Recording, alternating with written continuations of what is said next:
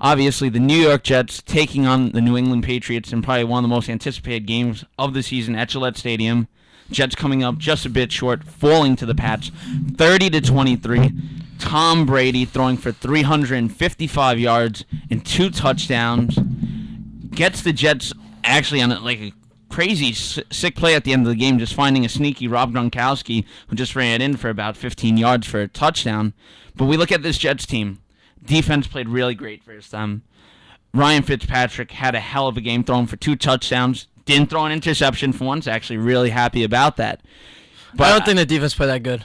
You don't think I'll so? be honest with you. They looked amazing in the first quarter. They were in Tom Brady's face. Tom Brady didn't know what to do. And Tom Brady, I think he had 50 yards or something. He had a very minimum amount of yards in the first quarter. He was struggling. New England itself only had a couple first downs in the first quarter. I think they only had 1 or 2. The Jets were in total control of this game in the first half. But all of a sudden, Tom Brady comes out of nowhere and lights up 355 yards. Most of that was in 3 quarters. And the fourth quarter was 155 Oh, my plus. God. The second half itself was 280, Robert. I mean, the Jets, they just have to stay consistent the whole game. How you can just come out the gates in the first quarter and be so dominant. If anything, it should be the other way around. Let Tom Brady get his yards in the first quarter and open close the game like how you opened. Well, And another reason I think the Jets could have won this game, I think they didn't stay mission consistent with how they've been the first couple weeks of the year, and that was ground and pound Chris Ivory. Chris Ivory was not an impactful player at all in this game. Well, I mean, he did injure his hamstring in the first quarter. That was the reason why. He did injure his hamstring. Yeah, but he played the rest of the game, Robert. Yeah, but you're playing with an injured hamstring. It's not like you have your legs full use to it. Rub some dirt on it, Robert. One thing, though, I had to say, Armand, I think was the killer for the Jets. The Jets are up 17-16 at one point in the game. Fitzpatrick hits Marshall in the end they zone, dropped it. And Marshall drops it. He couldn't turn around and catch it. That's 24-16. Beautifully right plays ball by Fitzpatrick, too. Oh, he's Over great. the shoulder turnaround catch. You got to make that. I could have caught that. You look at it, though. They would have been up 24-16, and then you put more pressure on Tom Brady. That's when they kicked the field goal. Yeah, and you settle for the field goal. You can't kick field goals against Tom Brady. Tom Brady, when he's in the red zone, he's getting a touchdown. That's the difference between the Jets and Tom Brady. But then, not only that, you settle for the field goal. Brady marches down the field, scores a touchdown. That's what I'm saying. Then You go can't kick 3 field and goals, out. Robert. You go 3 and out, and then Brady's back on. And the Jets are lucky to have even pulled out a slight loss like this. Because you know what? We look at the New England Patriots, 10 drop balls. When do we ever see that in New England Patriot history? I don't know. Actually, the last couple of games, Julian Edelman has had a problem dropping the balls. Danny Amendola, Brandon LaFell, I mean, they do. The only one who doesn't drop ball is Gronkowski. Because that guy's superhuman. Oh, I don't know what he is. He's like Hercules. He's built with he has Hercules strength all on him, and Samson. He is in the Hercules. Bible. He literally is Hercules. I look at the Jets and I'm like, Jesus, it's taken 3 guys to pull him down. I'm like, what are you, like a machine? Maybe he's the Terminator. We never know. But I mean, tough loss for the Jets. Well, we got them at the end of the year, late December. I believe it's the last week of the season. You know who has New England next? Dan Campbell and the boys. Or should I say Dan Campbell and the Finns? Well, Thursday night football. Since you want to bring your Dolphins up. No, don't bring them up. No, we're going to bring them I don't want up. to jinx them. They won 44-26. They destroyed the Houston Texans in the first half, 41. What were you thinking, Houston? Were they even in the game? Was J.J. Watt even doing anything? Was the defense even doing anything? Jadeveon Clowney has first career sack. If that means anything. And it was in the fourth quarter when they were down 29 points. And wow, Ryan Tannehill threw 4 touchdowns. Yeah, they made Ryan Tannehill look like he was Danny Boy. He was Dan Marino for once. Wow. Don't ever. Those 2 words should never be in the same sense. But your boy Lamar Miller just doing his really job. Good. Tannehill is overhyped and overrated. I'm sorry. I'm still not sold on Tannehill. If you noticed all the touchdowns too, Jarvis Landry made a heck of a play. He juked 6 people, broke 2 tackles. I mean, Tannehill, all he did was hit him on the slant route. You know what I mean? I can hit someone on a slant route. Nothing that special. Most of the plays, and Lamar Miller on a screen pass, and Tannehill just threw easy plays. He made his receivers and his running back do all the work. And we look now for the NFL. We look at the other team who loses in this situation, Houston. Adrian Foster tears his Achilles, and he comes off first. He's injured to start the year, comes back after a few weeks. Yeah. just a huge loss. This guy always seems to find problems with his lower body, always getting some type of injury. And this just basically killed Houston's season. They're probably going to finish about 3-13 at this point. Well, I mean, yeah, most likely, but the good news for the Houston Texans is they play in the most pathetic division in football. So you're going to play the Titans again. You're going to play the Jaguars again. Anyone could beat the Colts, too. They're not very good either. No, the Colts are nothing. And the Colts are bad when they're getting booed in their own stadium. Finishing 3-13, honestly, you might be able to win the division. It might be the first time you ever see it in professional sports. A team that went 3-13 won a division. That's how bad this division is. It is such a shame. It is a shame. It really is.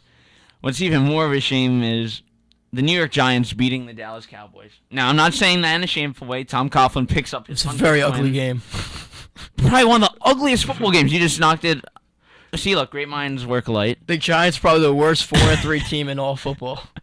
Dude, 2 weeks ago, Eli Manning looked like a god. Like he could throw in this West Coast offense. He went 41-53 about 2 weeks ago. This week, 13-24 for 170 yards. What are they even doing out there? I don't know. They're lucky they even won. They even won just because special teams got a kickoff return touchdown and because Dominique Rodgers-Cromartie got a pick six.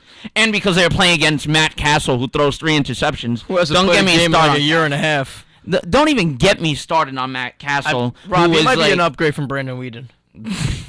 But, I mean, again, that's not saying much. I mean, for Dallas, wow, it's so, depressing. I feel so bad for them. If Romo and Bryant were in the lineup, they'd probably be, 5-2. They'd be dominating. The NFC East is just a pathetic division to watch right now. Rob, you're not going to believe me, Robert, but I'm going to go Captain Kirk and the boys. They're going to win the division. I love Kirk Cousins. I really do.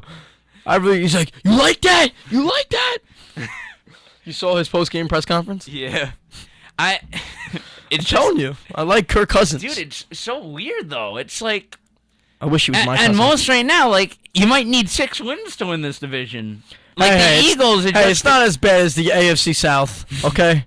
Give them some credit. They need 7. Yeah, not as bad when you look at the AFC South, and I think Andrew Luck's 17-2 versus. Oh, he's got the worst QB rating in the league. But man, I mean, yeah, the Giants get the W, Overrated. big comeback win, but such an overrated team there. Obviously, we look at past Giants championship teams. This is not a championship team whatsoever. What was so good about those old teams? Defense. The Giants don't have the true leader out there. Everybody's constantly getting hurt. Prince Akamura could never stay healthy. And not even that. It was Jason the defense and the run game. I mean, you go back to days with Tiki, and then even Bradshaw. Everyone forgets about Bradshaw, but Bradshaw had a good couple years in New York. I mean, ever since then, Rashad Jennings is not the answer. Andre Williams. They have some new guy. What's his name? Orleans Dequarqua, or whatever it is. Some Swahilian dude. I don't even know. But, this team is in disarray. I think Tom Coughlin needs to go. I think he's getting too old. I don't even think he can breathe on the sidelines anymore watching these games. Well, he already got it. Great coach, but he already got the word at the end of last season. This is your final year. If you don't make the playoffs, you're done. So, I don't think he can deal with the stress anymore with this team. He's too old. He's 69 years old. Retire. He's too old. I mean, it's not like he's on a team like the New England Patriots, so he can just ride each one out. Mm-hmm. It's very comfortable each game. Being the coach of the New York Giants is like coaching the Gridiron Gang. Yeah, but at 69, I want to relax. I don't want to be. We look at baseball coaches, Tony La Russa. Do we really want to look like that in old age? Do you see how much Tony La Russa suffered every year going into the postseason with the St. Louis Cardinals? He looked so miserable. I mean, he was so happy when he would win, but you look so miserable in the series, like you're gonna get fired. Tom Coughlin's not even happy when he wins. Going into other news in football, he's probably got glaucoma. I can't even see anymore. The New Orleans Saints defeating the Indianapolis Colts. And Armand, the Saints just came out and were blowing out the Colts from the start. Andrew Luck and his crew getting booed out there. And this is kind of the first time you're seeing the Colts getting booed on since before Peyton Manning. When has the last time have you seen the year they won, what was it, 0-16 or 1-15, wherever they went? Well, the reason for that, Peyton Manning wasn't playing. Yeah, Peyton Manning wasn't playing. The Colts are tragic. But it's well deserved, Robert. You gotta give some credit to New Orleans Saints. New Orleans Saints. I don't know if they were 0-3 or 1-4, but now they're 3-4, and they're right back in it. I mean, guess who they play this weekend, Robert? They play the New York Giants. So you put two and two together, you're most likely gonna get them at 500 because they're gonna beat the New York Giants. The Saints are back. They really are. I think they're good. Defensively, they look really good. They have great corners in Bro, and who's the other corner that's really good? I'll come to my head in a second. But I like defensively. I like how they're playing. They're running the ball very well. Drew Brees is a little bit. He's not as good as he used to be, but I think the Saints defensively. Rob Ryan's finally clicking on defensively for the Saints. My defense for Drew Brees is he really doesn't have anyone around him. Mark Ingram's having a terrific year, but when you don't put great wide receivers around your quarterback, a quarterback especially like Brees at this older age, you're really not going to succeed. Especially in a tough division that they're in right now. You have the Falcons who are 6-1, the Panthers who are undefeated right now at the moment. I don't think that statement is true because look at Tom Brady last year. Tom Brady didn't have any receiving core. He didn't. Before Gronk came back from injury, he made guys like Brandon LaFell a capable wide receiver. He made guys like Danny Amendola a great wide receiver. But LaFell looked good in Carolina. LaFell was a good wide receiver. He wasn't good. He was okay. He was a mediocre receiver. He's not a number one receiver. But I'm saying Drew Brees, this guy Willie Steed, they took off the practice squad's pretty good. They got Brandon Cooks. Benjamin Watson's a capable veteran. Marquise Colston's a veteran. You're not coming out, though, like where you have the Brandon Marshall, the Larry Fitzgerald, one of those players who could get downfield. The Saints never really did have that. Jimmy Graham was like that. But look, a receiver is only as good as a quarterback makes him. Very true. It's very true. It is true. Look at Jimmy Graham in Seattle.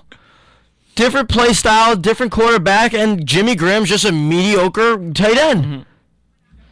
That's what I'm saying. New Orleans Saints, he was compared to Gronk.